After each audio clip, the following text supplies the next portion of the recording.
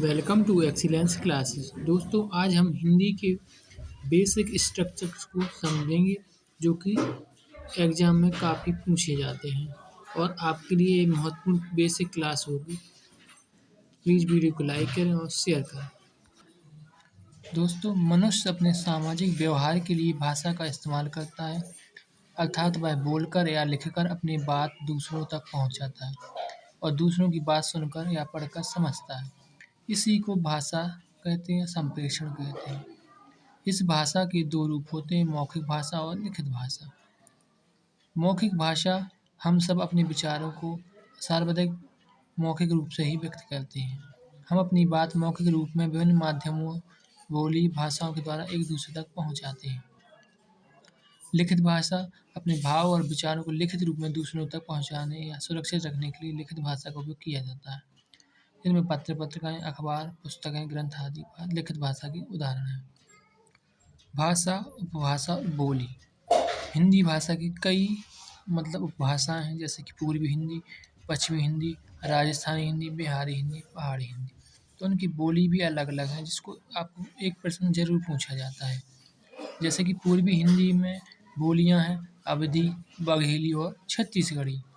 पश्चिमी हिंदी की बात करें तो खड़ी बोली, ब्रज, हरियाणवी, बुंदेली और कन्नौजी। राजस्थानी हिंदी की बात करें तो जयपुरी, मालवी, मारवाड़ी और मेपाती। बिहारी हिंदी में आइए भोजपुरी और मगही, इससे जरूर क्वेश्चन बनता है। पहाड़ी हिंदी में जैसे गढ़वाली, कुमाऊनी और हिमाचली आ जाती है। चूँकि भाषा व्याकरण के नियमों में बंधी होती है, जबकि बोली का कोई व्याकरणिक रूप नहीं होता है। तो लिपि क्या होती है? लिपि एक लिखने का अलग-अलग चिन्ह बनाए गए हैं, जिनको हम लिपि कहते हैं, और इन चिन्हों के लिखने के ढंग भी को ही लिपि कहते हैं। इस भाषा की हिंदी भाषा की लिपि देवनागरी है और देवनागरी लिपि का विकास ब्राह्मी लिपि से हुआ। संस्कृत भाषा भी देवनागरी में लिखी, क्योंकि संस्कृत से ही हिंदी उत्पन्न हुई।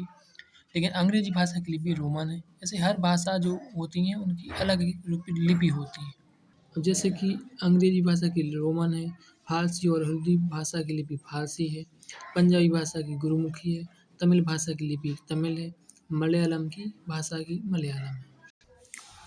कुछ फैक्ट हैं, जैसे हिंदी भाषा की उत्पत्ति भारत यूरोपीय जिसे भारोपीय भाषा परिवार के अंतर्गत भारतीय ईरानी शाखा के अंतर्गत हुई है। आर्य उपशाखा से। हिंदी का विकास क्रम भी पूछा जाता है, जैसे कि सबसे पहले देवनागरी लिपि आई, उसके बाद पाली आई, फिर प्राकृतिक, अपभ्रंश, अपघट, अब जो कि चल रही है आधुनिक या प्रारंभिक हिंदी। हिंदी शब्द का विकास कई चरणों में हुआ, जैसे हिंदू से हिंदू बना, हिंदू से हिंदई और हिंदी। प्रथम हिंदी साहित्य दोहा कोश की रचना 769 ईस्वी में की गई थी। आधुनिक देवनागरी लिपि का जन्म 1100 ईस्वी में हुआ। हिंदी के प्रथम समाचार पत्र उद्दंड मार्टन का प्रकाशन 1926 ईस्वी में कोलकाता से आरंभ हुआ था। आचार्य रामचंद्र शुक्ल द्वारा हिंदी साहित्य का इतिहास का लेखन 1929 में किया गया। 1930 ईस्वी में हिंदी टाइपराइटर का आविष्कार किया गया। प्रथम बोलती फिल्म यदि पूछी जाए तो फिल्म आला मारा का निर्माण 1931 में किया गया। दोस्तों, भाषा की सबसे छोटी इकाई ध्वनि होती है, क्योंकि ध्वनि के माध्यम से हम भाषा का निर्माण करते हैं, अपने आदान प्रदान करते हैं विचारों का, अभिव्यक्ति का।